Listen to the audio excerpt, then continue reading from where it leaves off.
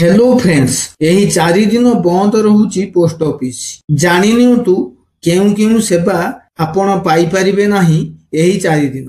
अगस्त 2 रु 5 तारिख post office बंद। टंका जमा एवं उठाण मध्य बंद। चिट्ठी, स्पीड पोस्ट, पार्सल सेवा मध्य बंद।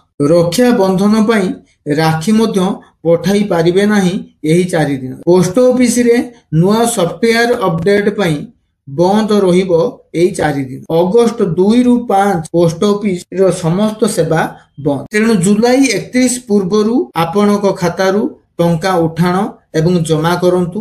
राखी मध्य जुलाई 31 पूर्वरु पठांतु। संपूर्ण ओडिसा रे यही नियम लागू। पोस्ट ऑफिस विषय रे एही परी नुआ नुआ अपडेट जानिबा पई जोड़ी रुहंतु साई आइडियल टिप्स सह। चैनल को लाइक करंतु, शेयर करंतु एवं सब्सक्राइब करंतु। आगामी दिन रे एही भई नुआ नुआ अपडेट को नेई मु आसीबी आपण मानक पाखो। से पर्यंत धन्यवाद। Thank you.